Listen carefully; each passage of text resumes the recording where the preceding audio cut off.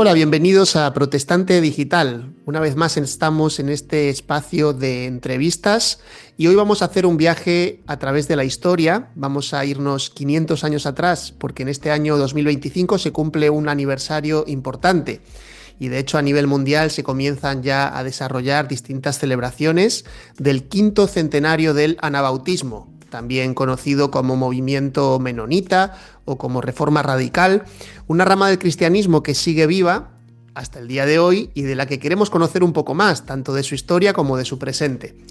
Para ello nos acompaña Carlos Martínez García, él es periodista mexicano, colaborador de Protestante Digital, que ha escrito ampliamente e investigado sobre la historia del anabautismo. Así que, Carlos, bienvenido, gracias por acompañarnos. Pues un gusto, muchas gracias por la invitación, Daniel. Estamos listos para conversar. Y tenemos delante este tema, creo yo, muy interesante y apasionante, porque vamos a ver la historia, pero también vamos a ver cómo esa historia tiene mucho que ver también con cosas del presente. Y lo primero sería preguntarte sobre cómo comenzó el movimiento anabautista y por qué en este 2025, pues, de alguna manera se celebra el inicio de ese movimiento.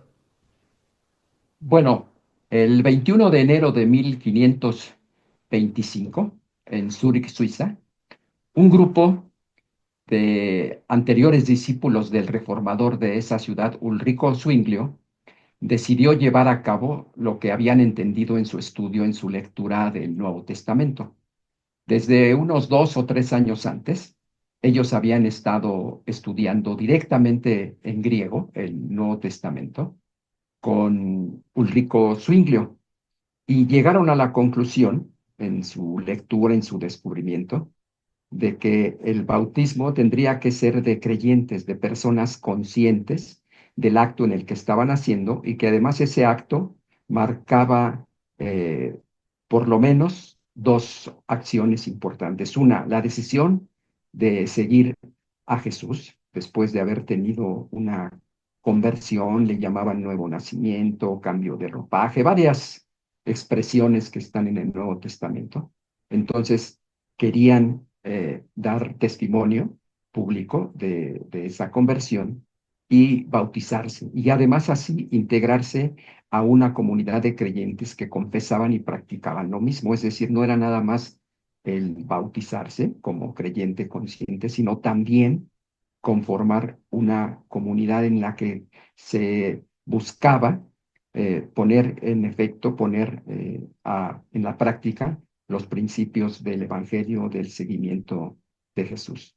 Entonces, entre este grupo, que había tres de ellos que eran los que más vinieron a destacar, dijéramos, posteriormente, Félix Mans, Conrado Grebel, Jorge Blaurock, pero también había otros, deciden un sábado 21 de enero de 1525, por la tarde, casi al anochecer, eh, llevar a cabo esta práctica que ellos habían entendido que era esencial para su manifestación de lo que significaba ser cristianos. Entonces, Jorge Blaurock le pide a Conrado Grebel que lo bautice en casa de uno de ellos, de la madre de Félix Mans.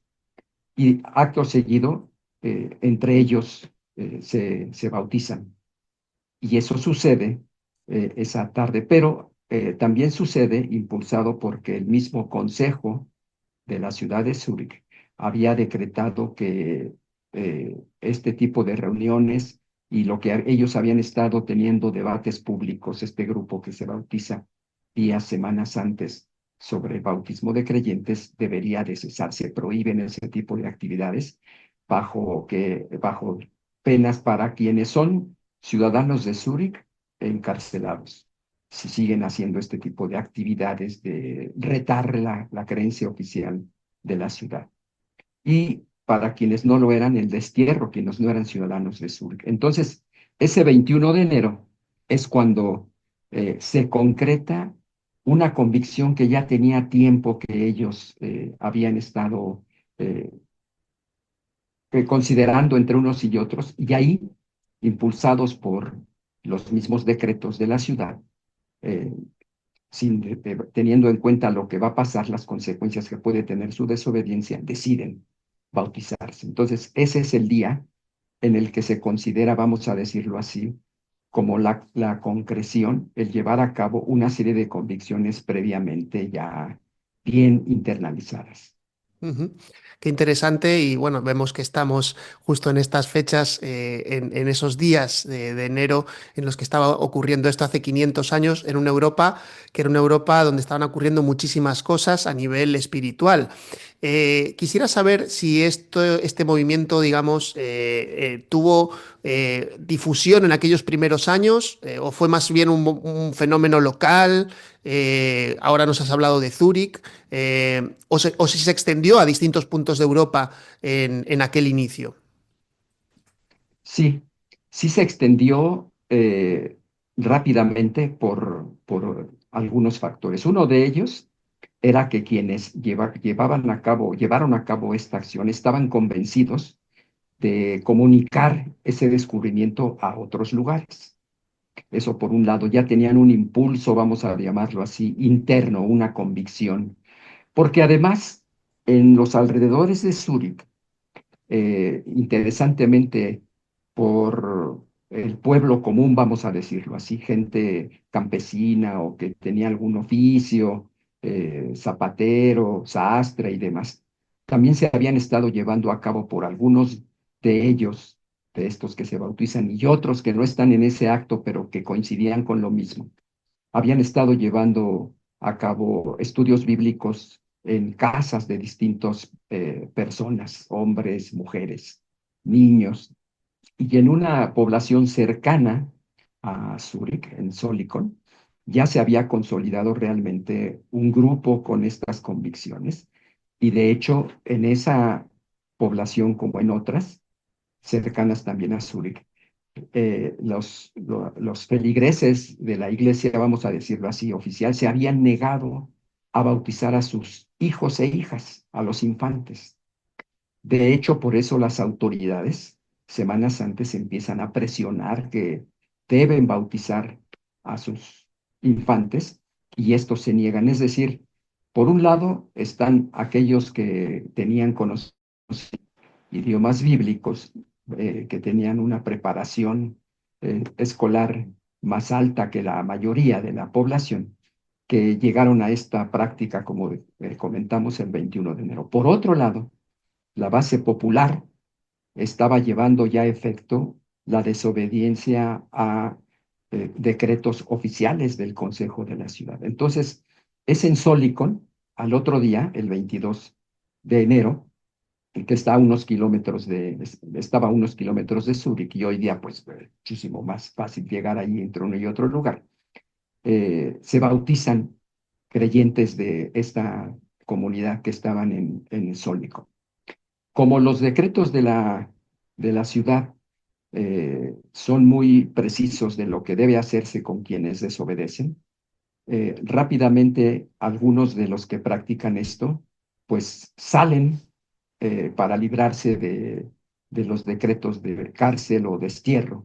Y de una manera, vamos a decirlo así, externa, junto con la convicción interna de que deberán comunicar a otros lugares, estos dos factores se coinciden, confluyen para que empiece de una manera, pues prácticamente al otro día, a comunicarse su práctica. Por otro lado, en distintas partes de Europa, había pequeños grupos o personajes que habían llegado más o menos a la misma convicción. Entonces ya había un terreno, vamos a decirlo así, fertilizado en distintos lugares y estos que ya ponen en práctica lo que era la convicción de ellos y otros en otras partes, pues entonces encuentra vías de bienvenida, vamos a decirlo así, a la propuesta, tanto en terrenos católicos como en terrenos o iglesias territoriales protestantes. Ujú. Es muy interesante porque estamos en un momento de la historia, como bien nos has dicho, que está cambiando Europa. Es el momento en el que pocos años antes se empieza a dar también los pasos de la Reforma protestante. Y quisiera Ujú. preguntarte justamente en esa línea, ¿qué les diferenciaban de la Reforma de Lutero, de Zwinglio, Calvino? figuras, digamos, relevantes en aquellos momentos también, pero que justamente también creo que en algún momento llegaron también a perseguir a los anabautistas. Cuéntanos esas diferencias. Bueno, de esta primera generación de lo que se conoce en la historia como los reformadores magisteriales, es decir, fueron apoyados por los magistrados, de ahí lo viene lo de magisteriales.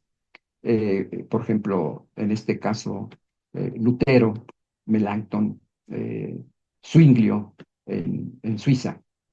Eh, Varios de estos que después son anabautistas fueron originalmente coincidentes o hasta seguidores, podemos decirlo así, de estos reformadores magisteriales. Coincidieron con ellos en varios puntos, por ejemplo, que la fe era el vehículo para encontrar la reconciliación con Dios, que solo por Cristo, la escritura y varias otras creencias centrales de lo que conocemos como protestantismo. Tuvieron esa coincidencia. Pero el anabautismo y otras vertientes de la reforma radical llegaron a la conclusión que la Biblia enseñaba sí esto que los reformadores magisteriales sostenían, pero que iba más allá. Por ejemplo, en el caso de los anabautistas, que la conversión era importante, el nuevo nacimiento. Usaban mucho esta figura del encuentro de Jesús con Nicodemo, de nacer de nuevo, y que la comunidad de creyentes tenía que ser voluntaria. De manera natural, eso los llevó a cuestionar el principio de iglesias oficiales, iglesias territoriales, es decir, una sola confesión en X determinado territorio, que era la sostenida por las autoridades, por el Estado, con exclusión de las otras. Ellos y ellas llegaron a la conclusión de que la iglesia tenía que ser libre de asociación voluntaria y además que en ella se tenían que practicar los principios éticos normados por Jesús. Por ejemplo, también entonces derivaron una vertiente del anabautismo, la que más ha trascendido, una teología de la reconciliación y la paz. Pero también hay que recordar que la reforma radical es más que la vertiente anabautista. Por ejemplo, a la reforma radical pertenecieron también personajes como Tomás Munzer, que originalmente coincidió con Lutero, pero después rompe con él porque Munzer cree y lo practica que la Biblia también enseña que hay que transformar las estructuras injustas de la sociedad. E inclusive que para ese cambio es válido hacer uso de la insurrección. Quieren llegar al cielo por asalto, con la guerra de los campesinos y otros que coinciden en esa propuesta. Interesantemente, en 1524, cuando se da esta confluencia de, por un lado, Tomás Munzer, que apoya la insurrección de los campesinos, los 12 artículos, y Lutero, que critica ese movimiento, y uno y otro lado recurren a la fuerza de las armas para hacer valer su punto de vista. Los anabautistas o los que vienen a ser anabautistas en enero de 1525 dan a conocer su postura en unas cartas a Tomás Munzer en el que le manifiestan que están de acuerdo con que la palabra, la Biblia, habla de una transformación personal y social.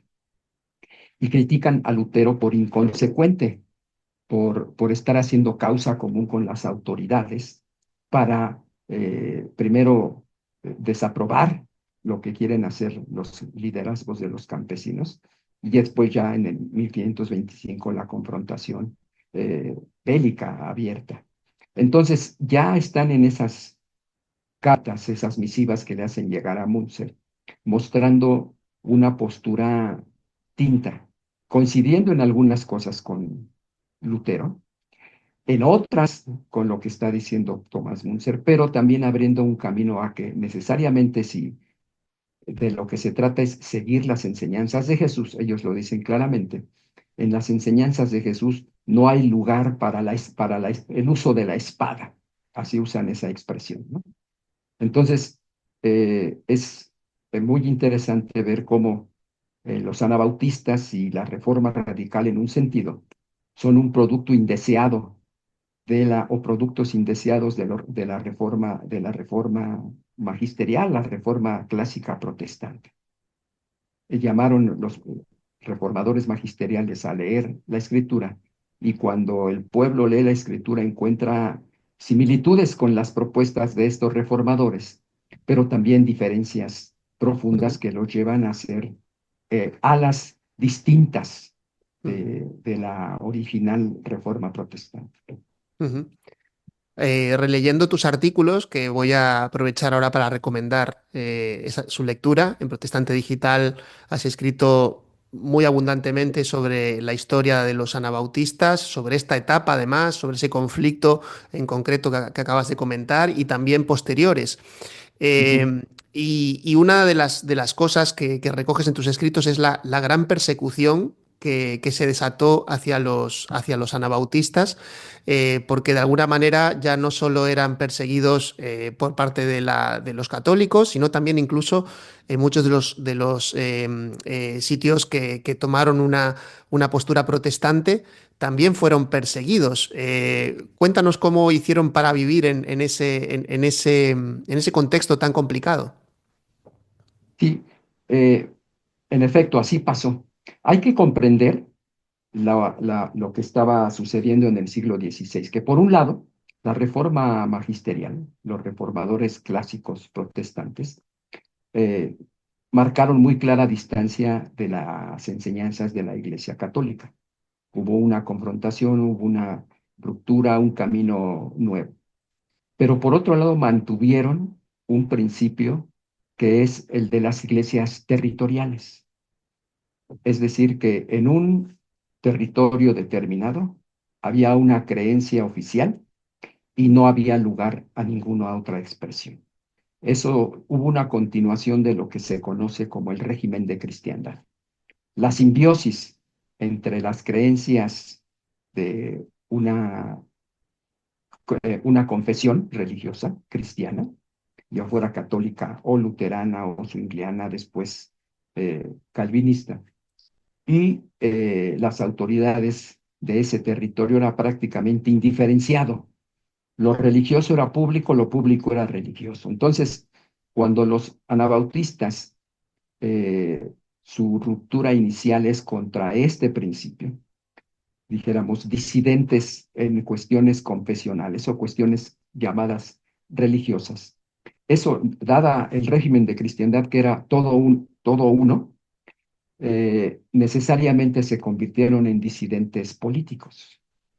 De hecho, de eso los acusaban, que estaban disolviendo la unidad de ese territorio y que eso iba a debilitar a ese territorio y necesariamente hacerlo vulnerable a muchas otras cuestiones, no nada más diferencias religiosas, sino también falta de unidad política, social.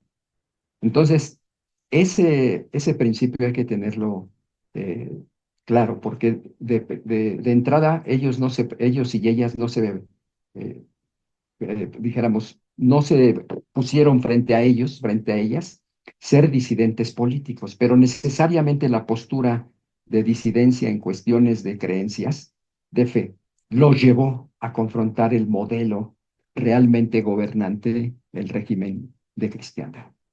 Fue así que entonces, en uno y en otro territorio, católico y protestante, las acusaciones fueron las mismas. No solamente de herejía, sino también de traición al territorio, de estarse poniendo al servicio de otros intereses políticos. Entonces, fueron perseguidos primero, encarcelados y en muchos casos, miles de casos, llevados a la muerte. Hombres y mujeres, esto hay que decirlo, no solamente hombres o en su gran mayoría hombres, sino muchas mujeres también. Y esto sucedió por esto que estoy comentando, además por la idea que se tenía en uno y otro lado del uso legítimo de la espada por parte de las autoridades para extirpar la, la herejía. Y lo que también hay que comentar es que ya los estudios, hoy 5 siglos después del origen de este movimiento, nos muestran que si bien es cierto que hubo en los territorios católicos y también protestantes este tipo de penas, destierro, cárcel o muerte, en algunos casos o muchos casos, la mayoría de estos casos sucedieron en territorios católicos. Eh, También en número suficiente como para mostrar los grados de intolerancia en territorios protestantes, pero los estudios muestran que se sufrió más esto, sobre todo las penas de muerte en territorios católicos. Ujú. Qué interesante y qué duro pensar en esos momentos en los que hubo personas que murieron por causa de su fe. Hoy damos por sentado el principio de separación de poderes o el tema de la libertad religiosa y hay que ver la historia para aprender de ella, ¿no? Lo que muchos tuvieron que sufrir, incluso por parte de quienes quizá hoy en día sería mucho más sencillo considerar unas diferencias doctrinales quizá no tan fuertes, pero en aquel momento lo fueron y pagaron un gran precio. No sé si hay también, Carlos, referentes históricos que podamos tomar para conocer la doctrina del anabautismo, en el sentido de que pues uno sabe que de Lutero y de sus seguidores pues se desarrolla el luteranismo o de Calvino el calvinismo. No sé si en el anabautismo también tenemos este tipo de figuras. Sí y no. Sí, porque hubo quienes se destacaron en poner, sobre todo por escrito, sus entendimientos de la fe cristiana, pero no en el sentido como una gran figura con el nombre de los que has mencionado. Por ejemplo, hasta hoy día hay así iglesias luteranas que sabemos a quién le deben su nombre, igual calvinistas, lo mismo y otras. En el caso de la primera generación de los anabautistas, el único que tuvo un doctorado en teología fue Baltasar Hubmaier, que fue, como varios de ellos, habían sido sacerdotes católicos, y él escribió abundantemente. Algunos de sus trabajos lograron ser impresos en esos primeros años. Estamos hablando de 1525, 1526. Otros no, porque muy pronto en territorios católicos y protestantes se prohibió la impresión de materiales de autores anabautistas. Muchos de estos circularon con copias a mano. Pero Baltasar Hubmaier fue quien más escribió en esa primera generación para poner en claro las enseñanzas centrales, entre otras, lo del bautismo de creyentes. Otros escribieron parcialmente, sobre todo cartas a las comunidades de creyentes explicándoles por qué estaban conduciéndose como lo hacían, por ejemplo, los que se bautizaron el 21 de enero de 1525. Lo hacen Félix Mans, Conrado Grebel, las memorias de Jorge Blaurock, donde él narra lo acontecido en esa noche del 21 de enero de 1525, y otros que también ponen por escrito, o interesantemente conocemos lo que pensaban por las actas de los juicios, que cuando los llevan a ser enjuiciados o las llevan a ser enjuiciadas, los interrogan o las interrogan y sus respuestas quedan en las minutas o en las actas de esos juicios, y por eso sabemos lo que estos hombres y mujeres anabautistas creían. Entonces, esa primera generación, varios de ellos confrontan la muerte. Por ejemplo, el que bautiza a Jorge Blaurock, Conrado Grebel, muere de peste. Pero tanto Jorge Blaurock como Félix Mans, que estuvieron esa noche, y otros que estuvieron también, son llevados a muerte por pena de muerte. Por ejemplo, Félix Mans, prácticamente a los 2 años de que sucedió lo de los bautizos en Zúrich, es ahogado en Zúrich mismo por decretos de autoridades de la ciudad, por las autoridades y por el reformador Zwinglio, que estuvo de acuerdo con esta pena de muerte.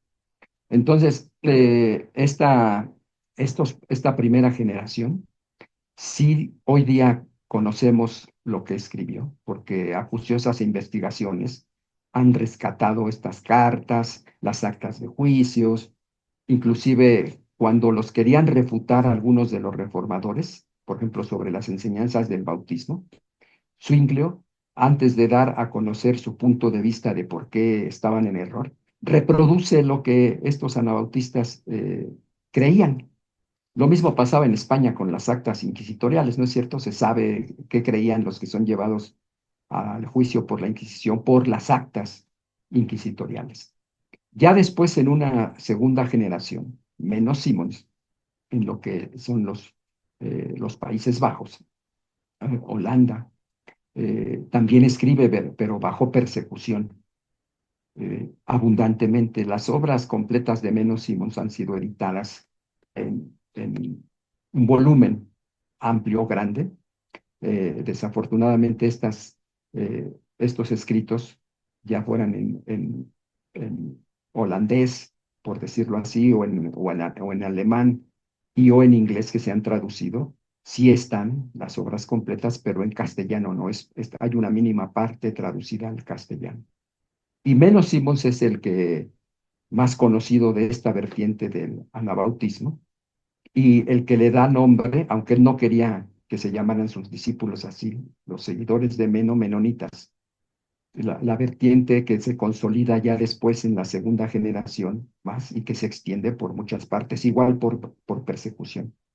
Entonces, para resumir, estimado Daniel, sí hay abundancia de literatura, pero está dispersa en varias formas, escritos o folletería, donde dan razón de lo que creían, cartas, actas de juicio y demás. Y todo esto ha sido compilado por acuciosos investigadores e investigadoras, que es posible hoy día acceder a esos escritos, aunque hay que leerlos en idiomas distintos al castellano, Claro. prácticamente todos ellos. Sí, bueno, sería muy interesante que esos escritos se vayan publicando en castellano. Me imagino que en estos años que vienen ahora de conmemoraciones es posible que haya algunas publicaciones posteriormente, estaremos atentos a ello también. Em, Hablabas ahora, ¿no?, de esa segunda generación y de cómo de alguna manera sobrevivieron. Y me gustaría justamente saber, porque este movimiento que tenía tantas pocas posibilidades de sobrevivir realmente, siendo perseguido tanto por católicos como por protestantes, es un movimiento que sobrevive y que llega hasta el día de hoy. Entonces, ¿cómo fue que sobrevivió a la persecución? Eso es algo muy, muy sorprendente, porque la persecución fue cruenta. Eh, Fueron miles los que sufrieron, ya fuera cárcel, tortura y también muerte. Eh, entonces, hubo un movimiento, fue un movimiento clandestino. Por ejemplo, Menno Simons, que también había sido sacerdote católico, cuando él se convierte y es invitado por una comunidad para ser su pastor, su líder. Todo el tiempo que dura su ministerio, que son unos 25 años, estuvo bajo persecución en el clandestinaje. Lo sorprendente es cómo no fue apresado y consecuentemente sufrir la pena que le hubieran impuesto. Cuando, por ejemplo, hasta el rey Carlos V puso precio a la cabeza de Menocinos. Y algunos que le dieron hospedaje en su huida de aquí para allá, en distintas partes, cuando las autoridades lo supieron, fueron inclementes y los llevaron a pena de muerte. Entonces hay que imaginarnos lo que significaba estar en el clandestinaje, que alguien recibiera a estos que están huyendo, los protegiera. Sabía que si se conocía su acción podía tener consecuencias gravísimas. Y lo tremendo es cómo estas redes débiles en el sentido de carentes de poder económico, político, prestigio y demás, lograron encubrir, proteger a quienes estaban huyendo. Los comunicados, las cartas, los avisos, las tácticas que se tenían es también todo un material de estudio. ¿Cómo es posible que lograron, enfrentando a los poderes católicos o protestantes sobrevivir. Y creo que un poco la respuesta está en el profundo compromiso que tenían con sus creencias y lo que ellos y ellas creían acerca del seguimiento de Jesús. Fíjate, Daniel, que usaban tres expresiones.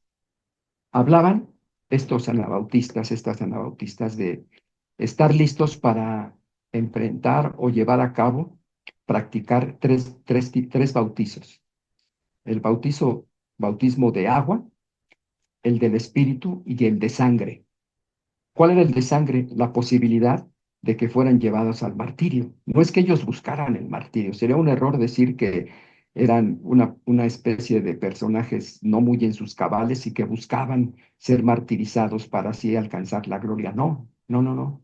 Ellos lo tenían muy en claro que eso era sufrimiento, pero que era una posibilidad en su seguimiento de Jesús. Entonces, lograron sobrevivir porque en algunas partes, por ejemplo, en algún momento, hubo ciudades donde tuvieron tolerancia, como en Estrasburgo, hacia finales de los años 20 del siglo XVI, principios de los 30 de ese mismo siglo, fueron tolerados en Estrasburgo. Entonces esto se sabía y anabautistas de distintas partes se iban a Estrasburgo. Después, cuando se supo que era en la región de Moravia donde podían ser admitidos, se iban muchísimos hacia Moravia. Pero esta situación de tolerancia no duraba muchos años, entonces iban así constantemente migrando a distintos lugares o permaneciendo en algunas partes, pero de manera subrepticia, de manera clandestina. Y así fue una forma de dispersión, una creencia, un pueblo creyente en Éxodo, en el que logró sobrevivir, como lo dices, no solamente en ese siglo, sino hasta hoy, porque hoy hay eh, descendientes de esa rama de la reforma radical. Entonces, así fue, ¿no? Es bien interesante, por ejemplo, cuando uno lee cómo se comunican, las instrucciones que dan, cómo pueden, qué caminos seguir, cuáles son los peligros que pueden enfrentar en tal territorio y todo eso. Desarrollaron unas técnicas, o vamos a decirlo así, unas vías de sobrevivencia que realmente son sorprendentes. Ujú. Qué interesante todo lo que nos comentas. En cuanto hablabas del tema del martirio, me acordaba de los españoles, de los reformadores Ujú. españoles, y que realmente hay paralelismos, ¿no? En lo que nos has estado comentando sobre cómo ese bautismo de sangre, ese martirio, eh, estuvieron dispuestos muchos de ellos, ¿no? A pagar. Y también en cómo buscaron también muchas veces refugio cuando se fueron de España, también incluso en Estrasburgo, ¿no? Que fue un sitio muy importante Ujú. para Casiodoro de Reina. Pero no vamos a entrar ahí Fíjate, porque... Sí, adelante, Fíjate, Daniel, Carlos. nada más un paréntesis. Ujú, Interesantemente, Casiodoro de Reina simpatizó y tuvo amistad con varios reformadores radicales. ujú, Y yo creo que por la experiencia que tuvo de persecución en España, simpatizó con estos perseguidos que conoció cuando estuvo, por ejemplo, en Inglaterra.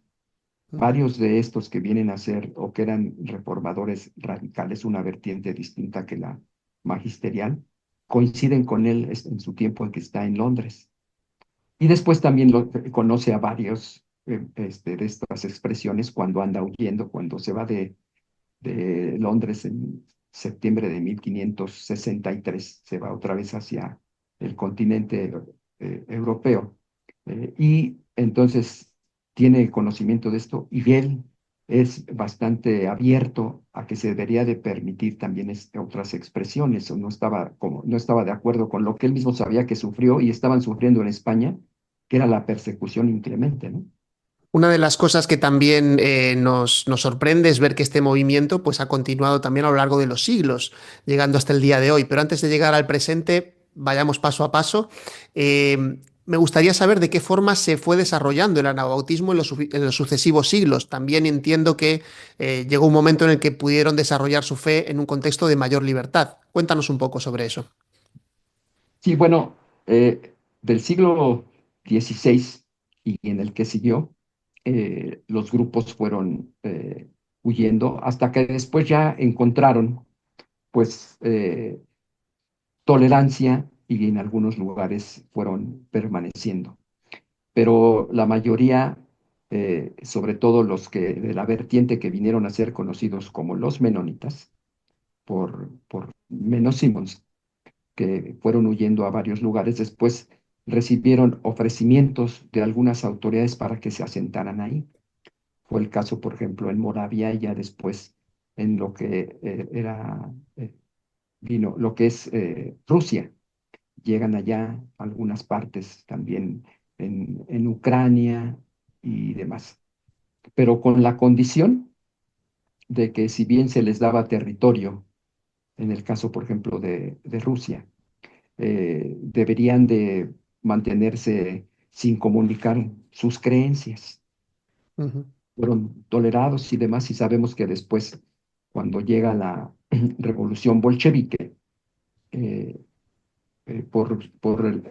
la enseñanza en los anabautistas y en este caso los menonitas a una vía pacífica constructora de paz, no tomar las armas, no creer en el uso de ellas, no jurar fidelidad a un régimen político, el que sea, sino solamente seguir a Jesús.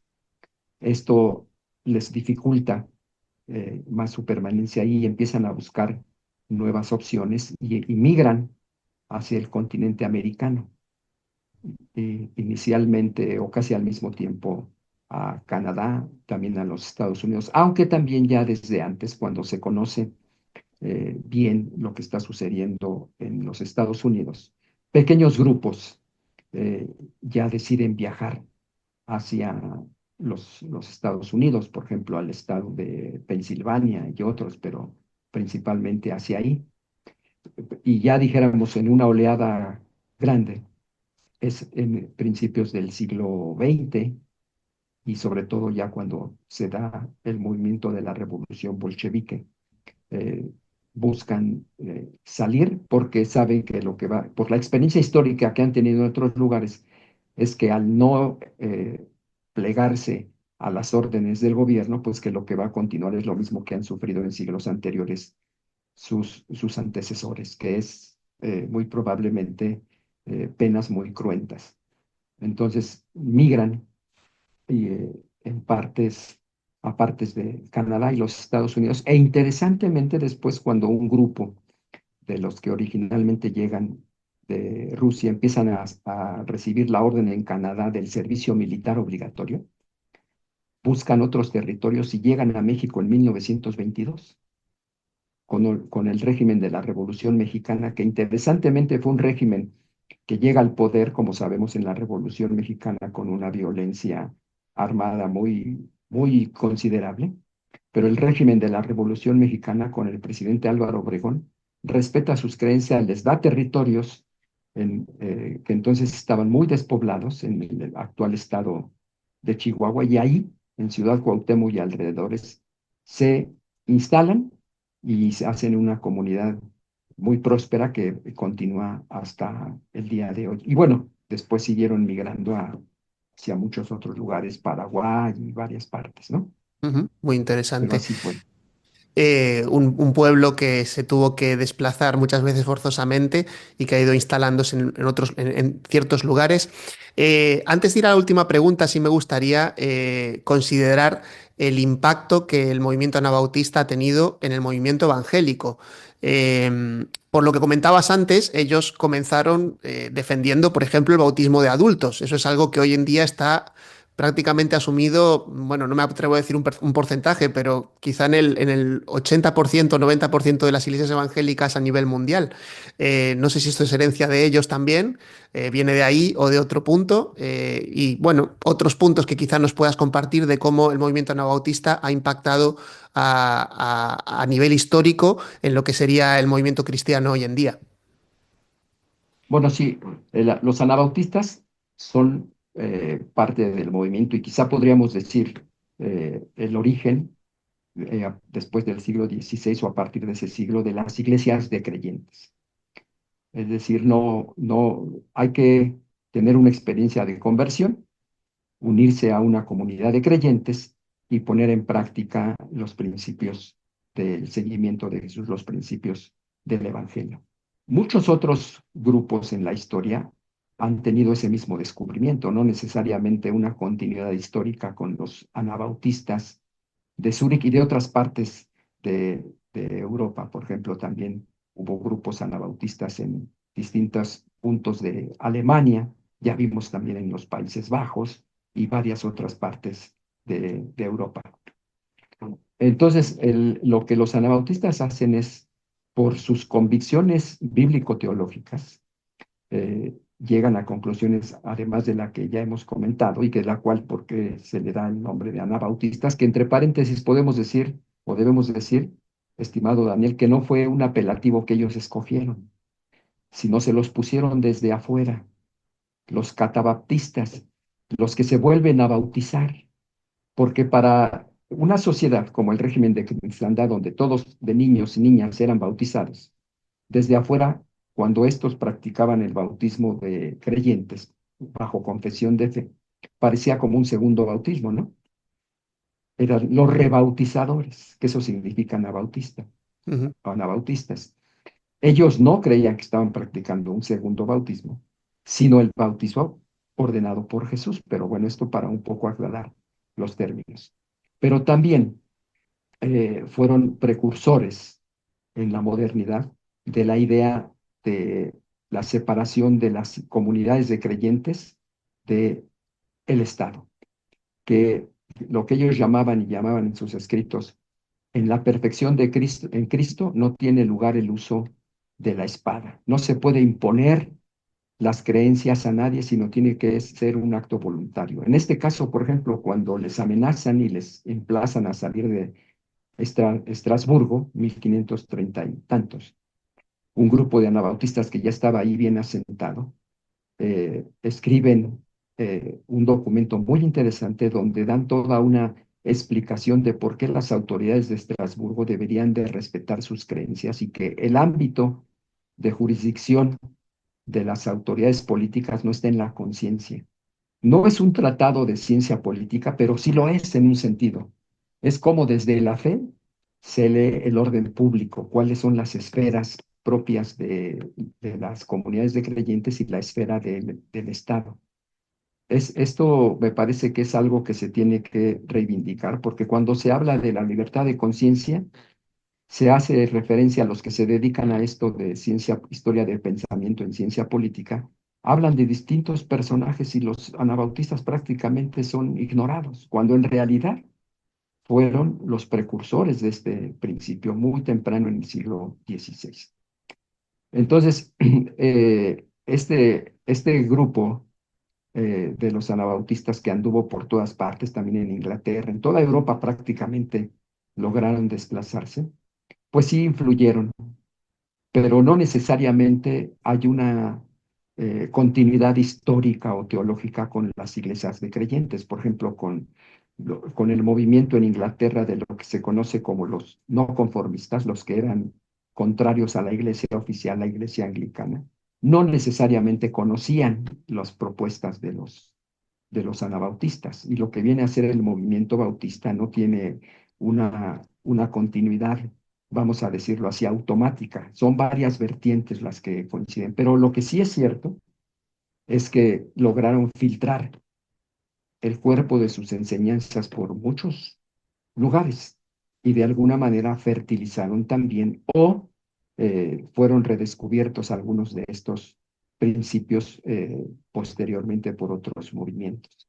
Y no lo digo yo, sino lo dice el querido Samuel Escobar, que el cristianismo evangélico en América Latina, y podríamos decir también en España en sus orígenes, tiene un talante anabautista, porque se enfrenta a iglesias territoriales, simbiosis iglesia-estado, y al enfrentar la misma realidad, pues también se tiene una postura semejante. La iglesia tiene que ser de creyentes y con todos los componentes que ya hemos mencionado antes de las creencias de los anabautistas.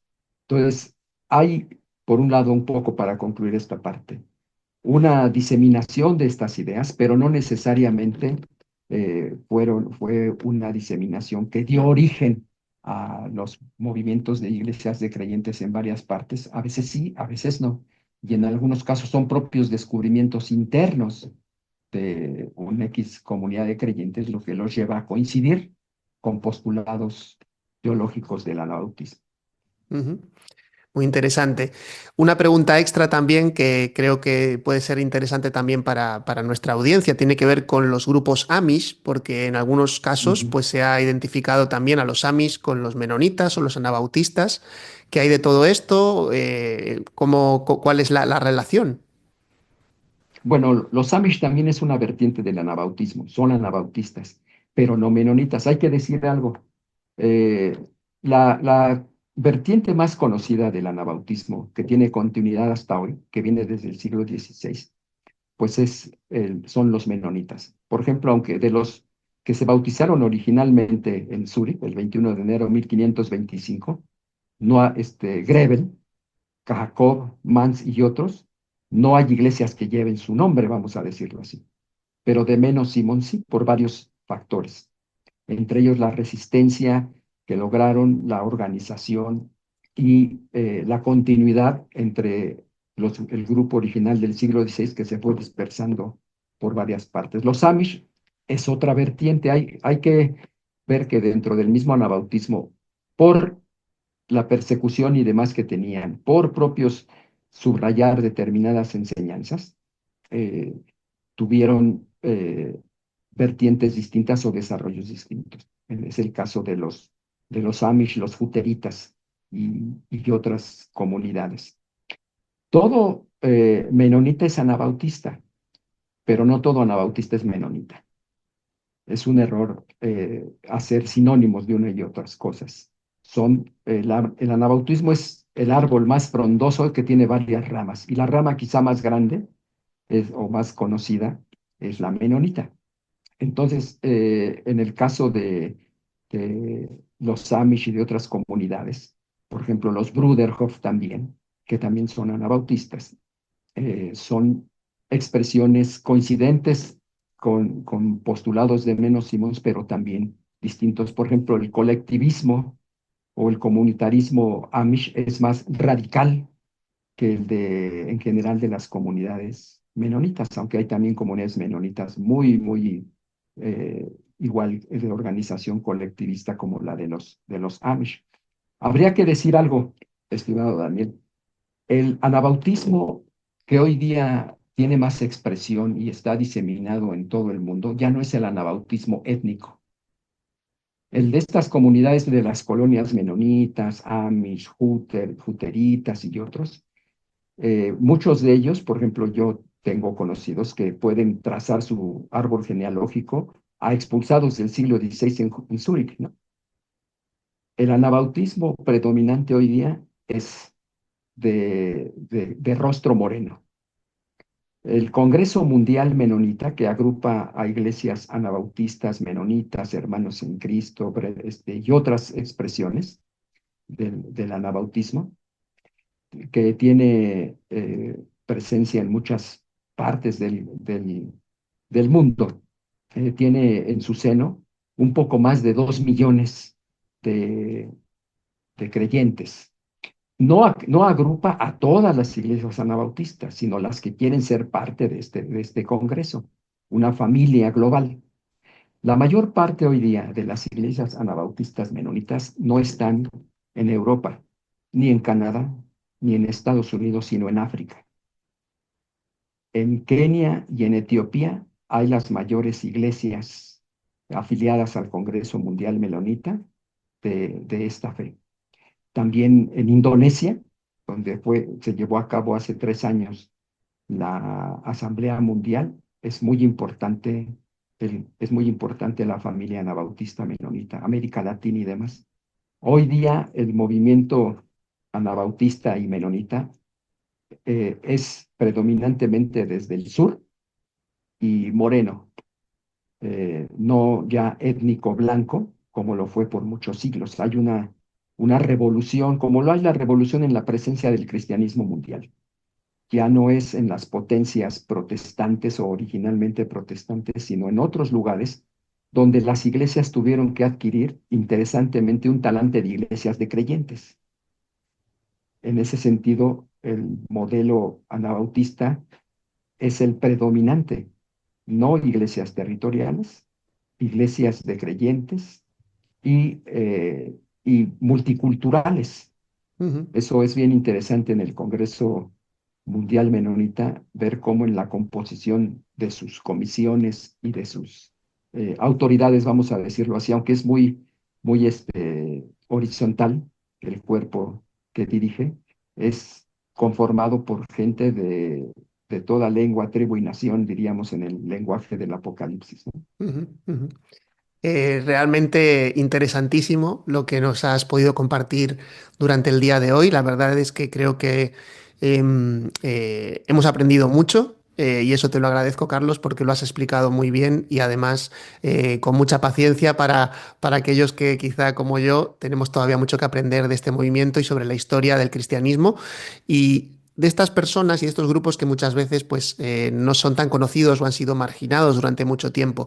Este 500 aniversario imagino que será también una oportunidad para darse más a conocer, para reivindicarse también. Y no sé si finalmente quisieras compartirnos algo sobre tus expectativas hacia lo que está ocurriendo. Ya nos has hablado un poco sobre cómo es el panorama actual, ¿no? Pero las expectativas hacia este aniversario en el movimiento menonita durante este año y quizá durante los próximos 2 años, que imagino que habrá planes para poder reflexionar y para poder también dar a conocer sobre este movimiento.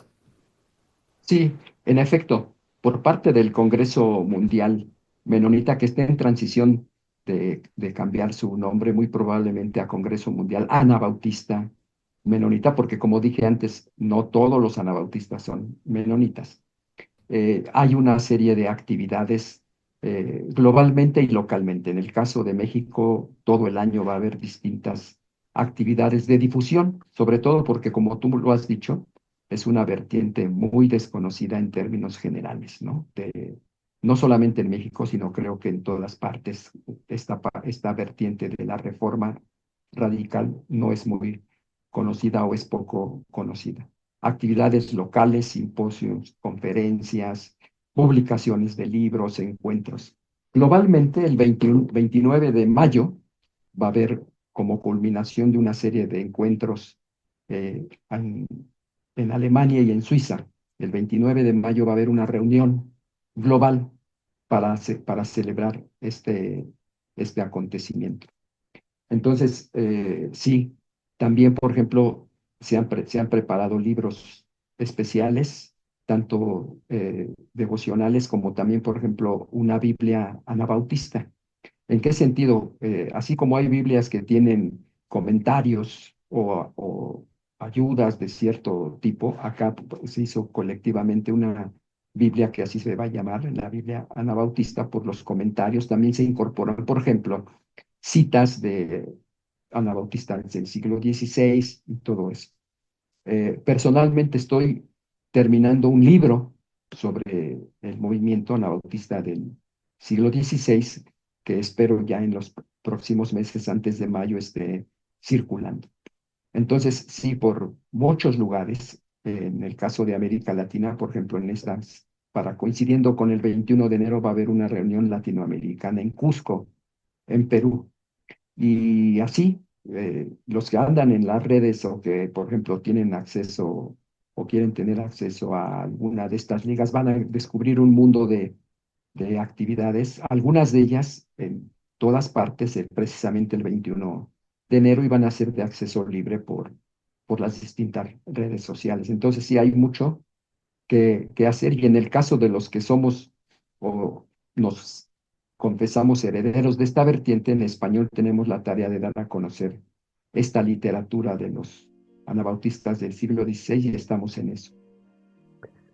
Muy bien, pues Carlos, muchísimas gracias por acompañarnos en el día de hoy y estaremos atentos, por lo tanto, también en Protestante Digital para seguir leyendo lo que vayas publicando sobre anabautistas y sobre tantos otros temas que publicas cada domingo en tu columna. Y gracias por tu colaboración siempre también tan fiel durante todos estos años. Muchísimas gracias por la invitación y abrazos a la comunidad de Protestante Digital. Así es, abrazamos también y saludamos a todos aquellos que nos han estado escuchando y les agradecemos su tiempo con nosotros y les emplazamos para una nueva ocasión, una nueva entrevista en los próximos días. Que Dios les bendiga.